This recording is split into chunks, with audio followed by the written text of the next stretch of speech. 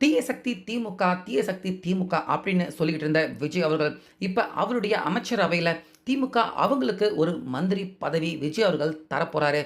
திமுக அவங்களுக்கு மட்டும் கிடையாது. அதிமுக அதாவது எடப்பாடி அவர்கிட்ட இருந்து பிரிஞ்சு வந்த 2ஆக பிரிஞ்சு வந்த சி.வி. சண்முகம் அவருடைய தலைமையில வர்ற அதிமுக அவங்க கிட்ட விஜய் அவர்கள் போட்ட அதிரடியான அதிர்ச்சி தரும் கண்டிஷன். அந்த கண்டிஷனையொட்டி உடனே பார்த்தீங்கன்னா சி.வி. சண்முகம் அவர் ஓகே சொன்னதை தொடர்ந்து இப்ப அதிமுக அவங்களும் அமைச்சரவையில இடம் பிடிக்க போறாங்க. அப்படி விஜய் அவர்கள் எதுக்காக திமுக அவங்களுக்கு அமைச்சரவையில இடம் கொடுக்க போறாரு? அதிமுக அவங்களுக்கு எத்தனை அமைச்சரவை பதவிய அதிமுக அவங்களுக்கும் கொடுக்க போறாரு?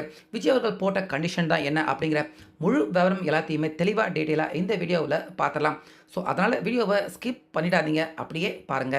அதாவது நம்ம தமிழ்நாட்டின் மாண்பு மிகு முதலமைச்சரான விஜய் அவர்கள் நாளைக்கு அவருடைய அரசியல் பயணத்தில் ரொம்ப முக்கியமான நாள் அப்படின்னு தான் சொல்லணும். ஏன்னா சட்டசபையில் விஜய் அவர்கள் தன்னுடைய பெரும்பான்மையை நிரூபிக்க வேண்டிய அந்த இடத்துக்கு தள்ளப்பட்டிருக்காரு. ஏன்னா விஜய் அவர்கள் நம்ம எல்லாருக்குமே தெரியும், முதல்வர் விஜய் ஃபர்ஸ்ட் 108 இருந்துச்சு. அதுக்கப்புறமா விஜய் அவர்கள் ஒரு தொகுதி ரிசைன் பண்ணதால், திருச்சி தொகுதியை ரிசைன் பண்ணதால் 107ஆக மாறிச்சு. அதுக்கப்புறமா திருப்பத்தூர் அந்த தொகுதியில் ஒரு ஓட்டு வித்தியாசத்தில் தமிழக வெற்றி கழகம் ஜெயிச்சிருந்தாங்க. இதனால திமுக அவங்க அந்த தோல்வியை ஒத்துக்க மாட்டாங்க. இந்த இடத்துல ஏதோ ஒரு தில்லுமுள்ளு நடந்திருக்கு அப்படின்னு நீதிமன்றம் வரைக்கும் போறாங்க. ஒன்று மறு வாக்கு எண்ணிக்கை நடக்கணும், இல்லைனா மறு தேர்தல் நடத்தணும் அப்படின்னு திமுக நீதிமன்றத்தில் அவங்க வழக்கு தொடர்ந்துக்கிறதால அந்த தொகுதியின் எம்எல்ஏ இன்னும் அதிகாரப்பூர்வமாக அவரும் பதவி ஏற்றுக்கல. இதனால் 106 எண்ணிக்கை மட்டும்தான் இப்போதைக்கு தமிழக வெற்றி கழகம் கையில் இருக்குது. அதனால் ஆட்சி அமைக்கிறதுக்காக பார்த்தீங்கன்னா விஜய் அவர்களுக்கு 118 அப்படிங்கிற பெரும்பான்மை தேவைப்படுது. நம்ம எல்லாருக்குமே அது தெரியும். சிபிஐ அவங்க 2 தராங்க, சிபிஎம் அவங்க 2 தராங்க, ஐயுஎம்எல் அவங்க கிட்ட 2, விடுதலை சிறுத்தை அவங்க கிட்டேயுமே 2. மொத்தமாக சேர்த்தோம்னா 114 வருது. காங்கிரஸ் அவங்க ஒரு 5, 119. ஆக மொத்தம் 118 இருந்தால் போதும், 119 இருக்குது. ஏறக்குறைய ஆட்சி அமைக்கிறதுக்கான பெரும்பான்மை விஜய் அவர்களுக்கு இருந்தாலும் நாளைக்கு அதாவது மே 13 புதன்கிழமை சட்டசபையில் விஜய் அவர்கள் அவருடைய அந்த பெரும்பான்மை எம்எல்ஏக்கள் எல்லாருமே ஏன் பின்னாடி தான் நிறைய பேர் இருக்காங்க அப்படிங்கிற அந்த பெரும்பான்மையை விஜய் அவர்கள் தர வேண்டிய அந்த கட்டாயத்தில் இருக்காரு. ஆளுநர் அவர் கூட பதவி பிரமாணம் பண்ணி வைக்கிறதுக்கு முன்னாடியே 13ஆம் தேதி சட்டசபையில் நீங்கள் உங்கள் பெரும்பான்மையை நிரூபிக்கணும் அப்படின்னு விஜய் அவர்கிட்ட சொல்லியிருந்தாங்க. 119 எம்எல்ஏ விஜய் பின்னாடி இருக்காரு அப்படின்னு எடுத்துட்டாலுமே கடைசி நேரத்தில் ஒரு 2 எம்எல்ஏ தான் மாற்றி ஓட்டு போட்டுட்டாலும், இல்லை யாராச்சும் வராமல் போயிட்டாங்கனாலும் அது கண்டிப்பாக விஜய் அவர்களுக்கு சிக்கலை கொண்டு வந்து விடும் நாளைக்கு. இந்த இடத்துல தான் பார்த்தீங்கன்னா அதிமுக அவங்க முன்னாடி இருந்தே சில நாட்களாக பேச்சுவார்த்தை நடத்திட்டு இருக்காங்க. தமிழக வெற்றி கழகம் அவங்களுடைய அந்த அமைச்சரவையில் நாங்களும் இடம் பெறணும் அப்படின்னு விருப்பப்படுறோம். நாங்கள் கிட்டத்தட்ட அதிமுகவில் 2 பங்கு தமிழக வெற்றி கழகம் பின்னாடி வர தயாராக இருக்காங்க அப்படின்னு விஜய் அவர்கிட்ட தொடர்ந்து பேச்சுவார்த்தை நடத்திக்கிட்டே இருந்திருக்காங்க. இதனால் பார்த்தீங்கன்னா ஏறக்குறைய அதிமுக 2ஆக உடைஞ்சு இப்போ விஜய் அவருடைய அந்த கட்சிக்கு உள்ள கூட்டணி கட்சியாக வந்து சேர்றாங்க. சி.வி. சண்முகம் அவருடைய தலைமையிலான அதிமுக.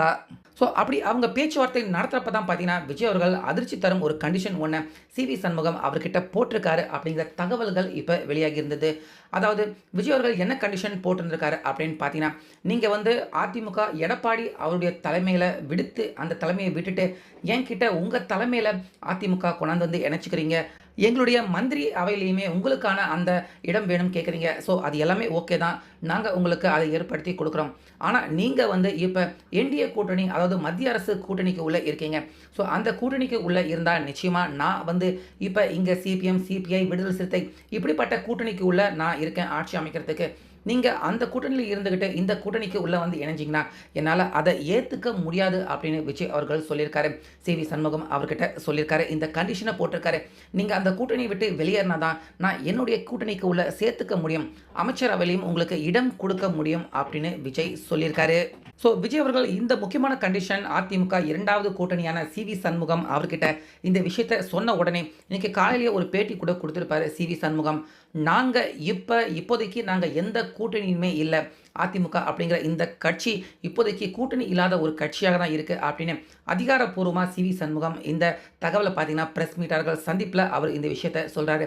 இதனால் அதிமுக பார்த்தீங்கன்னா இப்போ என்டிஏ கூட்டணியும் இல்லை, அமமுகவும் இல்லை பாட்டாளி மக்கள் கட்சி இப்படி எந்த கூட்டணியும் இல்லாமல் நாங்கள் தனி கட்சியாக இருக்கோம் அப்படின்னு சி.வி. சண்முகம் சொன்னதையொட்டி இப்போ இன்னைக்கு சாயந்தரம் தான் பார்த்தீங்கன்னா சி.வி. சண்முகம் அவர் தலைமையில் கிட்டத்தட்ட 30 எம்எல்ஏக்கள் அதிகாரப்பூர்வமா இப்ப அதிமுகவ விட்டு வெளிய வந்து, அதாவது தனி அதிமுக அப்படிங்கிற மாதிரி வெளிய வந்து, விஜய் அவருடைய கட்சிக்கு, தமிழக வெற்றிக் கழகத்துக்கு இன்னும் கூடுதலான ஆதரவ வழங்குறாங்க. ஸோ, இதனால விஜய் அவருடைய பெரும்பான்மை பார்த்தீங்கன்னா, இப்ப கன்னா பின்னான்னு எகிறி போயிருக்கு. ஏற்கனவே 119 தானே இருக்கு அப்படின்னு சொல்லியிருந்தோம். இப்ப பார்த்தீங்கன்னா, விஜய் அவருடைய பெரும்பான்மை அது கூட ஒரு 30 சேர்க்கிறப்ப 149 பெரும்பான்மை விஜய் அவர் ஆட்சி அமைக்கிறதுக்காக இப்ப கிடைக்குது அதிமுக அவங்களால. அது மட்டும் கிடையாது. இன்னும் திருச்சி தொகுதி, அதுக்கப்புறமா கோர்ட்ல வழக்கு நடந்துகிட்டு இருக்க அந்த தொகுதி, அந்த 2 தொகுதியும் சேர்ந்து வந்துருச்சு அப்படின்னா, விஜய் அவருடைய பெரும்பான்மை சட்டசபையில பார்த்தீங்கன்னா, 151 தொகுதிகள் விஜய் அவருடைய வசம் இருக்கும். இதனால யாருக்கும் பயப்படாம, எதுக்கும் கஷ்டப்படாம, ஈஸியா 5 வருடம் விஜய் அவர்கள் எந்த ஒரு பிக்கல் பிடுங்கலும் இல்லாம, அற்புதமா நம்ம தமிழகத்த முதல்வரான விஜய் அவர்கள் ஆட்சி அமைக்க முடியும் அப்படிங்கிறது, இப்ப தெள்ளத் தெளிவாக அதிமுக அவங்களும் கூட்டணிக்கு உள்ள வந்ததால உறுதி ஆகியிருக்கு.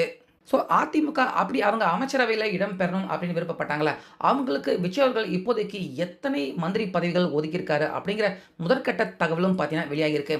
ஸோ இதில் அதிமுக அவங்க கிட்டத்தட்ட 30 எம்எல்ஏக்கள் தராங்கல்ல ஆதரவு. அவங்க ஒரு 5 மந்திரிக்கான பதவி அவங்க டிமாண்ட் பண்ணியிருக்காங்க சி.வி. சண்முகம் அவர் தலைமையில. ஆனா விஜய் அவர்கள் பார்த்தீங்கன்னா 5 குடுக்க முடியாதுங்க. இன்னும் கூட்டணியில நெறைய பேர் இருக்காங்க. எல்லாருமே மந்திரி பதவி எதிர்பார்க்குறாங்க. அதனால உங்களுக்கு 3 மந்திரி பதவிகள் தர தயாராக இருக்கும் அப்படின்னு விஜய் அவர்கள் பார்த்தீங்கன்னா, இப்ப அதிமுகவுக்கு 3 மந்திரி பதவிகள் தர தயாராக இருக்கும் கூட்டணி கட்சிக்கு உள்ள இருக்கிற அவங்களுக்கு அப்படின்னு இப்ப அதிகாரப்பூர்வமா விஜய் அவர்கள் முடிவு எடுத்திருக்காரு அப்படிங்கிற தகவல்கள் வெளியாக ஆரம்பிச்சுக்கிட்டு இருக்கு. ஸோ இதில இன்னொரு ஹைலைட்டான விஷயம் என்ன தகவல் வெளியாகிட்டு இருக்கு அப்படின்னு பார்த்தீங்கன்னா, திமுக திமுக அவங்க எதிர்க்கட்சியாக இருக்காங்கல்ல, அவங்களுக்கும் ஒரு மந்திரி பதவி விஜய் அவர்கள் தரப்போறாரு அப்படிங்கிற திடுக்கிடும் தகவல் வெளியாயிருக்கு. ஸோ இது அஃபிஷியலான தகவல் இல்ல. ஆனாலுமே பார்த்தீங்கன்னா, விஜய் அவர்கள் திமுக அவங்களுக்கும் மந்திரி பதவி தரப்போறாரு. ஸோ விஜய் அவர்கள் என்னதான் திமுக ஒரு தீய சக்தி அப்படின்னு இத்தனை நாட்களாக அவர் சொல்லிட்டு இருந்தாலும், இப்போதைக்கு 2 தொகுதிகள் வச்சிருக்க கட்சி ஐயுஎம், சிபிஎம், விடுதலை சிறுத்தை இப்படி எல்லாருக்குமே ஒவ்வொரு மந்திரி பதவிகள் தரோம் அப்படிங்கிறப்ப, தமிழ்நாட்டில இப்ப மிகப்பெரிய எதிர்க்கட்சியாக இருக்காங்க திமுக. சரி அவங்களுக்கும் ஒரு மந்திரி பதவி குடுப்போமே அப்படின்னு விஜய் அவர்கள் முடிவு எடுத்ததாக தெரிய வந்திருக்கு. ஸோ அதனால திமுக அவங்களும் பார்த்தீங்கன்னா, அமைச்சரவையில இடம் பிடிக்கிறதுக்கான வாய்ப்பு இருக்கிற மாதிரி தெரியுது. ஸோ இது மட்டும் நடந்துச்சு அப்படின்னா, தமிழக அரசியல்ல எதிர்க்கட்சி, எதிரி கட்சிக்கு அப்படின்னு கூட சொல்லலாம். அப்படி சொல்லி தான் விஜய் அவர்கள் பிரச்சாரம் பண்ணாரு. ஸோ அப்படிப்பட்ட கட்சிக்கு விஜய் அவர்கள் ஒரு மந்திரி பதவி தராரு அப்படிங்கிறது நிச்சயமா தமிழக அரசியல் வரலாற்றில நடக்காத ஒரு விஷயம். அப்படிப்பட்ட ஒரு விஷயத்த விஜய் அவர்கள் செய்யறதுக்கான வாய்ப்பு இப்ப விஜய் அவருக்கு கிடைச்சிருக்கு. அதற்கான முடிவையும் விஜய் அவர்கள் எடுத்திருக்காரு. ஸோ இது எந்த அளவுக்கு அதிகாரப்பூர்வமான தகவல் அப்படின்னு தெரியல. ஆனா விஜய் அவர்கள் இந்த முடிவை எடுத்திருக்காரு அப்படிங்கிற மாதிரி தெரியுது. ஸோ இந்த அமைச்சரவை பதவிய, அந்த அமைச்சர் பதவிய திமுக அவங்க ஏத்துக்குவாங்களா அப்படிங்கிறதும் தெரியல. ஸோ அவங்க குடுத்தா கூட எங்களுக்கு வேண்டாங்க அப்படின்னு திமுக அவங்க நிராகரிக்கிறதுக்கான அதிக வாய்ப்புகளும் இருக்கு. ஆனாலுமே முதற்கட்டமாக திமுக அவங்களுக்கும் ஒரு அமைச்சரவை தரலாம் அப்படின்னு விஜய் அவர்கள் முடிவு எடுத்திருக்காரு அப்படிங்கிறது தான் யாராலையுமே நம்ப முடியாத விஷயமாக இருக்கு. ஸோ திமுக அப்படி அவங்களுக்கு விஜய் அவர்கள் மந்திரி பதவி தந்தா சரியாக இருக்குமா? அதேபோல அதிமுக அவங்களும் கூட்டணிக்கு உள்ள வராங்க. அவங்களுக்கும் 3 மந்திரி பதவி. நாளைக்கு நடக்கப் போற இந்த சட்டசபையில நம்பிக்கை வாக்கெடுப்பு தீர்மானத்தில கிட்டத்தட்ட 150க்கும் அதிகமான ஓட்டு விஜய் அவருக்கு கிடைக்கும் அப்படின்னு கண்டிப்பாக நம்பலாம். ஸோ அந்த அளவுக்கு தமிழக அரசியல் நிகழ்வு ஒவ்வொரு நாளும் பார்த்தீங்கன்னா, இப்ப பரபரப்பாக நடந்துகிட்டு இருக்கு. ஸோ இது எல்லாத்த பத்தியும் தொடர்ந்து நீங்க தெரிஞ்சுக்கணும் அப்படின்னா, கண்டிப்பா நம்ம சேனல்ல எப்பயுமே இணைஞ்சிருங்க. இந்த வீடியோ பத்தின உங்க கருத்துக்களையும் கமெண்ட்ல சொல்லுங்க.